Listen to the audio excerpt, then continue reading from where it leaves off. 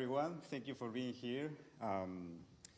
Please make sure that you silence all your noise-making devices. I'm very happy and excited to be here today to present all the research and information I've been doing for this lecture recital.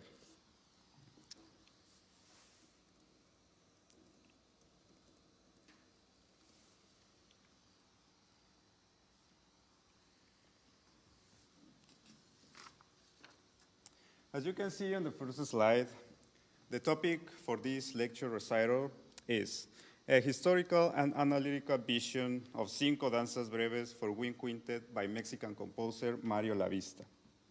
Cinco Danzas Breves is translated as 5 short dances. Mario Lavista has been one of the most prominent Mexican composers of the second half of the 20th century and the early 21st century. In this lecture, I will present the research of the historical influence of Mario Lavista, including education, teachers, and national influence, as well as a structural analysis of Cinco Danzas Breves for Wind Quintet.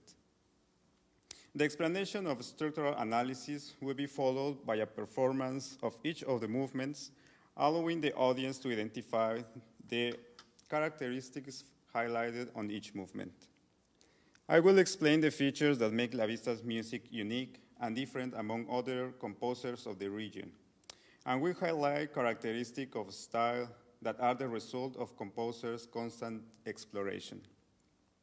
Even though the Cinco Danzas Breves can sound tonal with a consistent organization of musical ideas, it contains some features that were still not common at the end of the 20th century in Mexico, far less in this kind of ensemble.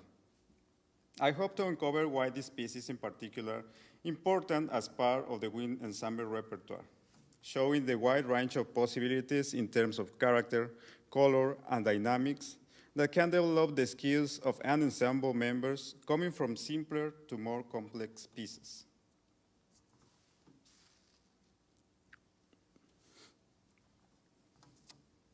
Mario Lavista was born in 1943.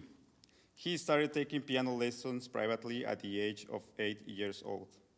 Then, when he was 17 in 1960, he started studying harmony and analysis, also privately with Mexican composer Héctor Quintanar and Spanish composer Rodolfo Halfter. In 1963, he became part of the composition workshop founded in 1960 by Mexican composer and orchestra conductor Carlos Chávez at the National Conservatory of Music of Mexico, the best music school in the country in those years. A few years later, Mario Lavista spent 3 years at the Scola Cantorum in France, studying with Jean Etienne Marie and attending to seminars in Germany with composers Nadia Boulanger, Giorgi Ligeti, and Karl-Heinz Stockhausen. About the musical language of Mario Lavista, I will describe it as a poetic, extensively imaginative, and mysterious. He grew up in a rich cultural environment since several members of his family had some relation with artistic disciplines, being music and literature the most present. In Lavista's own words, when he was a child, he was amazed when he knew that music could be written. All the sounds, effects, and styles turned extremely interesting to him. That's why he chose to become a composer and put aside his career as a performer. During his time as a student in the composition workshop of Carlos Chávez, he dedicated himself to the study of traditional harmony and analysis. In this workshop, the students had to analyze in depth the harmony, counterpoint, and musical forms of the past musical eras in representative pieces by Beethoven, Mozart, Bach. So at this time, he had a lot of influences of traditional Western music. Then students should create pieces as a homework, but in a very short time for a composer. This is 2 or 3 days to write a sonata or concerto for any instrument. All these elements gradually contributed to the development of his imagination as a creator and explorer of pre-existing musical forms and styles. After finishing his studies in the workshop of Carlos Chávez, in 1967, Mario Lavista was awarded with a scholarship to study in France and Germany with composer of contemporary music Jean-Étienne Marie. During his stay in Europe, he was able to explore the latest musical currents that were emerging. He began to experiment with extended technique, electronic music and electronic music, having Stockhausen, Berio, Boulez, and Cage as part of his influences, especially in those years. Now I would like to mention the ideas of Mario Lavista about the current of nationalism. This current was extremely present after Mexican Revolution ended around 1920. And naturally, art and culture were affected by this event.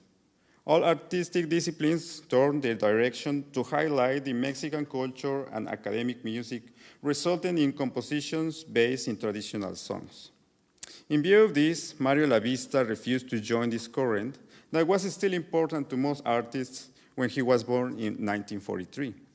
He had the idea that being Mexican did not mean that he should produce this kind of music, considered exotic in other countries, that he did not have to create under the expectations just because he was a Mexican, but trying to innovate, renovate, and create a personal style inside the musical language. The work of Mario Lavista is extensive in quantity and style. His most representative compositions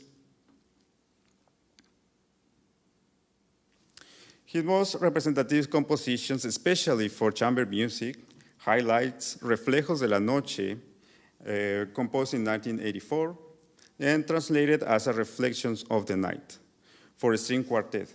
And it is a singular work since the entire piece is played just with harmonics.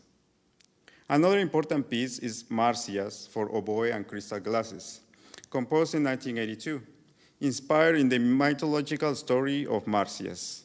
Employed the tuned crystal glasses to create the atmosphere of how he imagined the music played by this mythological character. The production of Kronos in 1969 was an experimental piece for 15 alarm clocks that was an influence by the work of John Cage. This piece was motive of some protest in the National Conservatory of Music, since most students did not accept experimental music at that time. They did not consider these experiments and explorations as music. For larger ensembles, his opera in one act, Aura, of 1989, is a good representation. Gargantua, composed and arranged in 2002, is a not much known but interesting piece for narrator, children, and orchestra. The work of Mario Lavista is closely linked to the combinations of different artistic expressions for his creations. He believed that the development of composers and musicians is related to arts in general. Most of his compositions are inspired by pre-existing artwork. Painting and literature are the most recurring.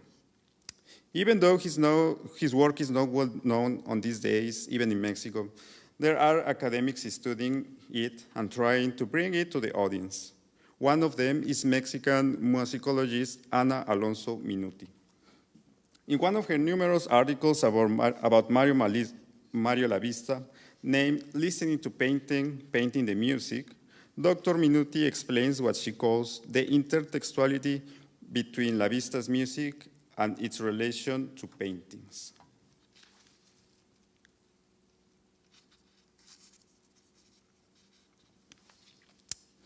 This is a painting by French painter Edouard Manet, named The Fifth or The Young Flautist.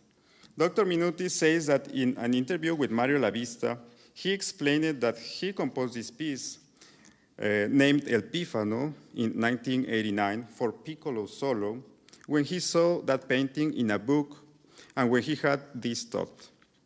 Evidently, this little boy is playing something. What he is playing must be heard.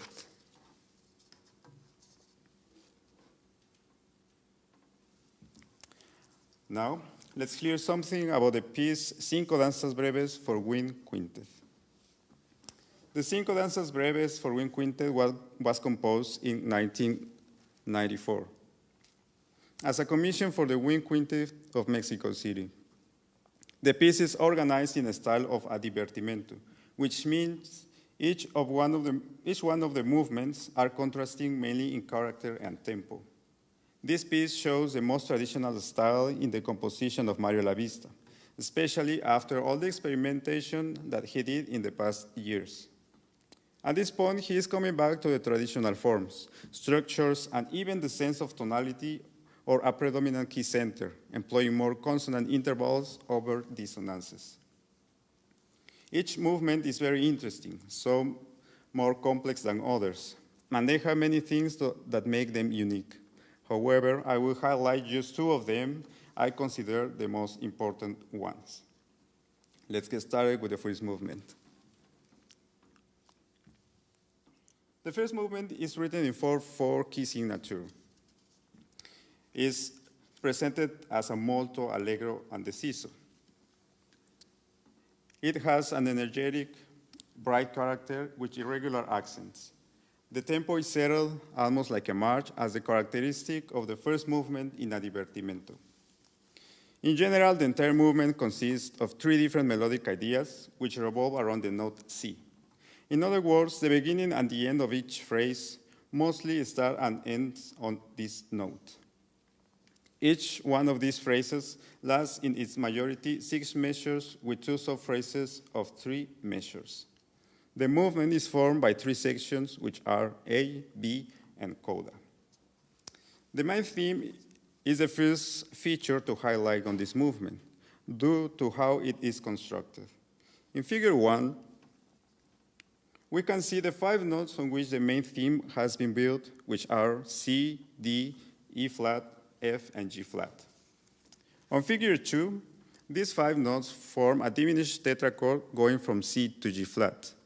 Then lips, neighbor, and passing tones are added, employing only these notes, starting on C, having the G flat as the highest note, and going back to C.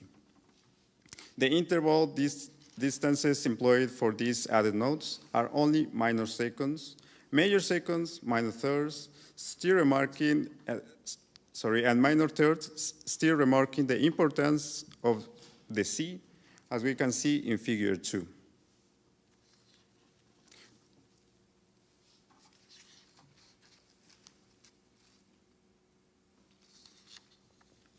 The second theme presented in section B of figure 3, the same intervals of the main theme are presented but inverted.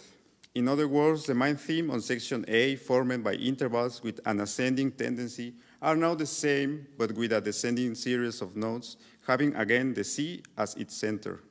These notes are C, B flat, A, G, and F sharp. In figure 4, we can see the intervals of the theme on section A compared to the inverted theme in section B. Highlighted in red color, you can see the constant use of the note C. Another 2 melodic lines on this section are also related to section A, being presented this time partially inverted as well. The second important feature to highlight on this movement is the subphrases and phrases that are formed in groups of 3. This is as 3 bars for each subphrase, 3 phrases each section, and 3 big sections in the movement. The only time when this idea of number 3 is broken is on the composition of each phrase that contains only 2 subphrases, even though the subphrases are 3 bars. Additionally, it's worth to say that every time a subphrase and a phrase end, they work as an elision, since they are part of the end and at the same time of the beginning of the following material. In figure 5, we can see the first phrase that is played by the oboe at the beginning of the movement, with its 2 subphrases formed by 3 bars each. There is a contrapuntal line that is also played by all the instruments in different parts of the movement, with a rhythmic pattern that contributes to maintain the energy and stability of the tempo. The rhythmic pattern only employs 8 notes and 8 note rests, and they are grouped in a way that the natural accentuation of the beats in each measure suffer a variation. We can see the groups of notes on the clarinet line also in figure 5. Lastly, there is also a counter theme that is played only by the horn and is presented throughout most of the movement. The most remarkable characteristic of the counter theme is syncopated notation, which brings up the upbeats in contrast with the main theme. We can also see this theme in the horn line on figure 5. On this slide, we can see the comparison of the beginning of sections A and B, with the different themes inverted or partially inverted. We can also see the sub-phrases formed by 3 measures.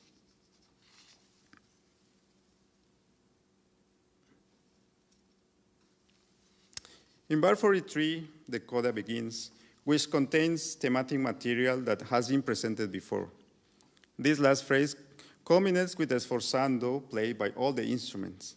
The fermata is held by the horn, highlighted in the red square, in figure 7, which connects to the second movement. Figure 8 displays a diagram of the entire movement. The series of numbers from 1 to 49 represent the bars of this movement. Then the first level shows every sub-phrase consisting of 3 measures and their corresponding elisions. On the second level, the 3 group phrases will form both sections A and B, displayed on the third level. Both sections are separated by a transition, and the movement ends with a coda on bar 43 to 48. The tempo on this movement needs to be settled from the beginning and should stay like that. Articulations need to be very clear, and the notated accents must come out of the texture to contrast with the inflections created by the groups of egg notes in the contrapuntal line. The shape also needs to be clear to remark the importance of the melody structure and the note C on the entire movement.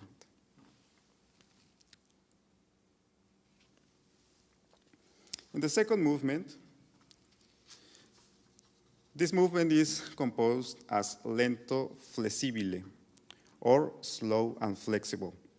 The character is mysterious, somber, and a bit melancholic, offering a conversation between 3 different voices.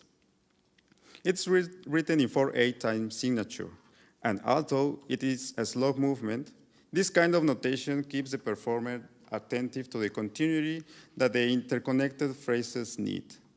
This movement contains 2 different melodic ideas, which are contrasting in terms of how they are structured, as the figures employed.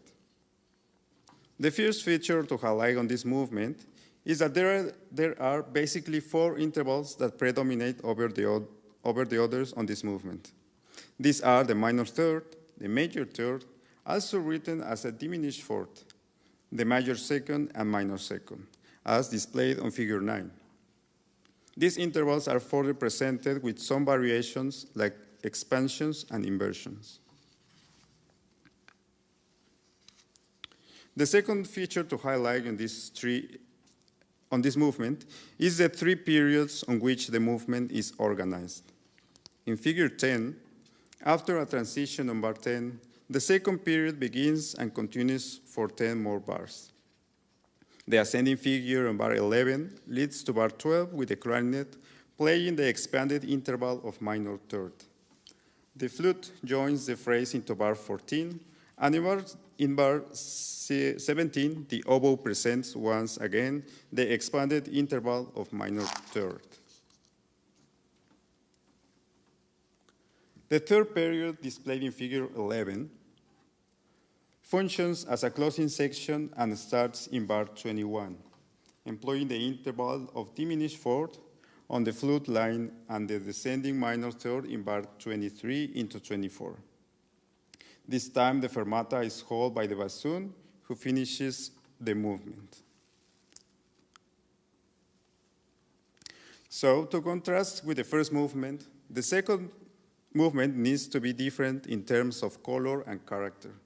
The brighter and energetic character of the first movement changes now to this melancholic sense, accompanied by some kind of anxiety produced on the 16 notes that provide the continuity to the phrases. Now you will see both the structural diagrams of these two movements in figures 8 and 11, and we will play them for you. So now I'm going to ask my friends of the quintet to join me on the stage.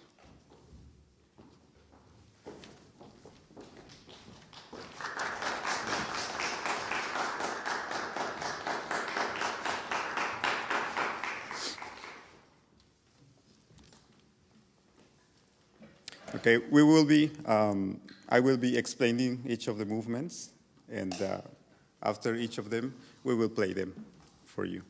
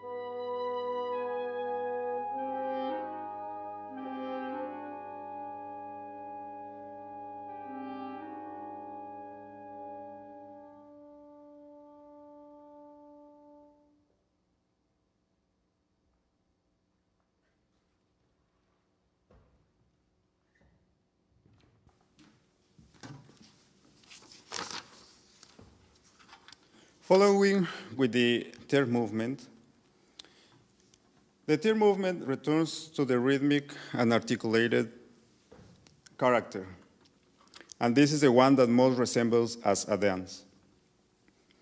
It is written in 6/8 time signature.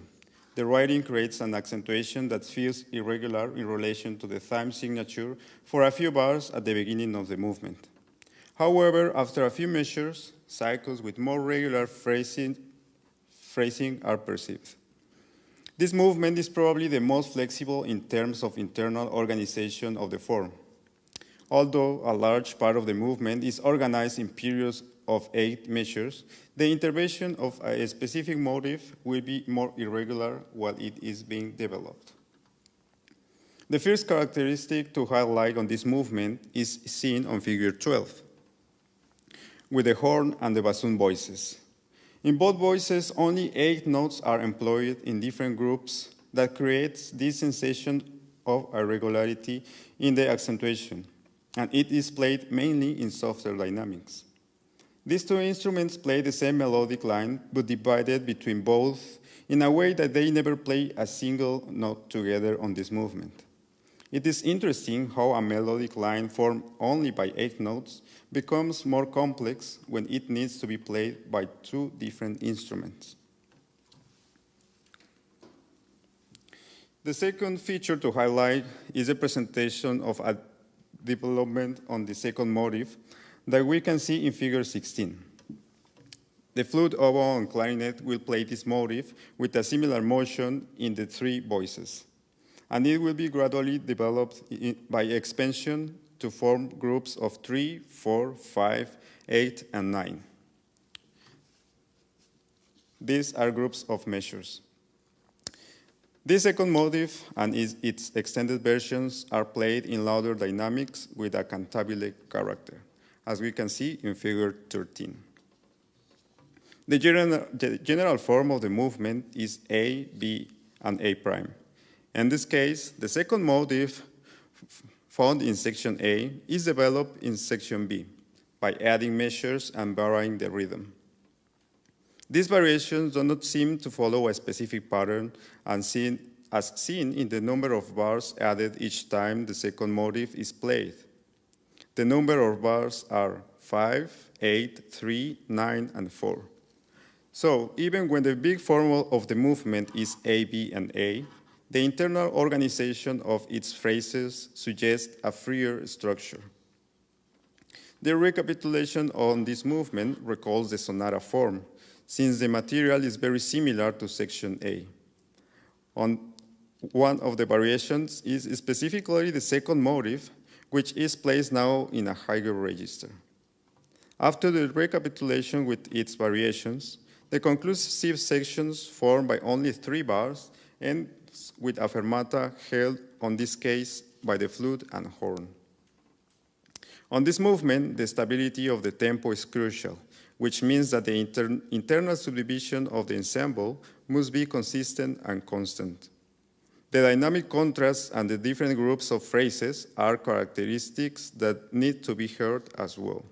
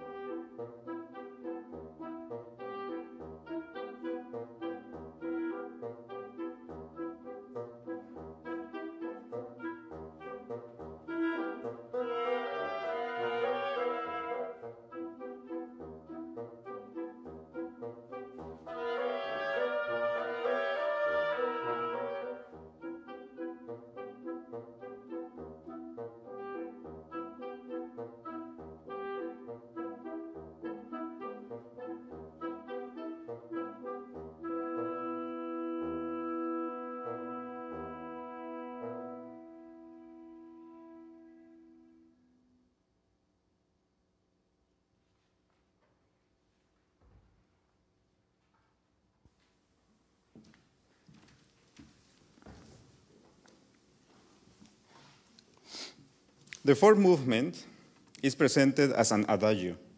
The first component to highlight on this movement is the color changes that the instruments must produce in certain notes using alternate positions, which is required by the composer.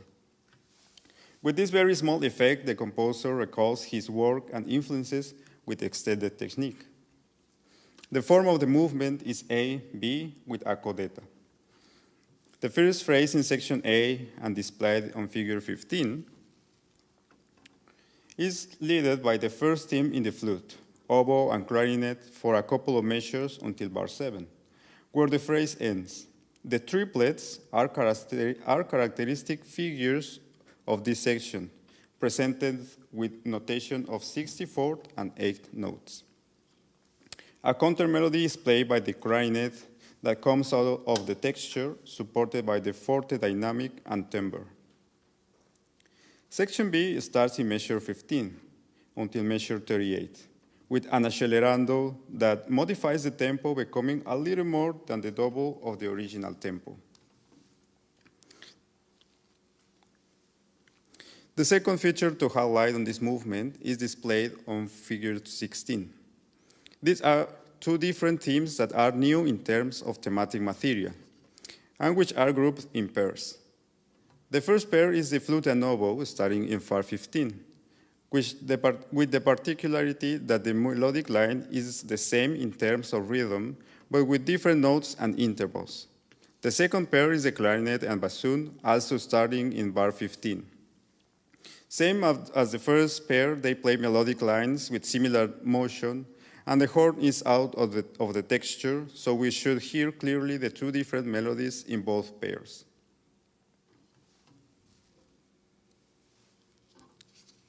It's in bar 36 on figure 17, where the transition is located to connect with the codetta. The codetta lasts only 4 bars. It's composed with thematic material of the first theme in section A, and the horn is reintegrated into the texture. On this movement, the color change is a feature that needs to be clear, played with security to avoid any sensation of mistakes. Also, the pairs of instruments we saw before, playing in section B, need to be presented very solid since their accentuations and the groups of rhythm patterns are different, giving the chance to destabilize the pulse.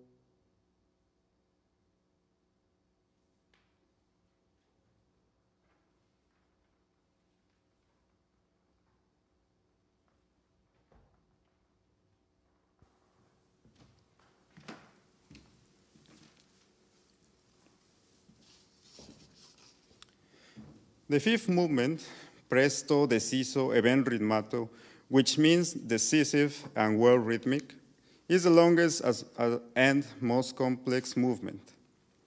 This is much about sequences and the development of small motifs exposed in the first phrase. These sequences can be rhythmic or melodic and function as transitions that connect with more stable phrases and sections. As for articulations, this does not vary too much, but we can find some staccatos and contrasting indications that the composer has notated as legatissimo or non-legato, even though the character requires articulations more on the shorter side that provides clarity to the texture. This movement has three big sections: the A sections or exposition with the characteristic motifs, the B section with the development of these motifs, and the conclusive section. The first feature to highlight on this movement is the presentation of three characteristic motifs displayed in figure 19. These motifs are motif 1, 2, and 3, and these will be highly recurring through the entire movement, and they will suffer variations such as expansions, inversions, and rhythms. In the same figure, we can see two groups of melodic motion on the first phrase of section A. The first group covers the flute, oboe, and clarinet, while the second covers the horn and bassoon. In both groups, the similar rhythmic motion is evident. In bar 16 on figure 20, the main theme is presented in the oboe, clarinet, and bassoon. Here we also can see the motive 2 expanded.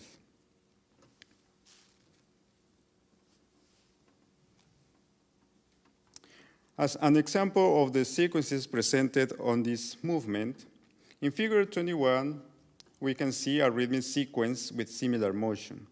Highlighted in red color, you can see the groups of 3 bars that forms this sequence.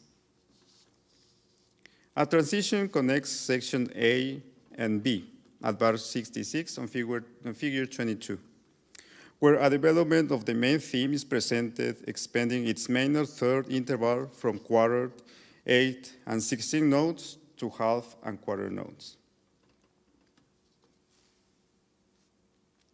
The conclusive section contains thematic material of the expanded main theme, concluding with a coda going through a long diminuendo until the end, still employing the characteristic interval of minor third and the motive 2, alternating long and short notes that allow to hear the bassoon line as a reminiscence of the rhythmic patterns played before. The second feature to highlight on this movement is the constant change of time signatures and their accentuations. It starts with 4/8 time signature, but it can move quickly to 3/8, 5/8, 6/8, 7/16, and 9/16 on the time signature, but not necessarily in that order. It is because of these time signature changes that the internal pulse of each member of the ensemble needs to be just perfect, even when it needs to be more flexible to bring out a special moment or an important part when the music requires it.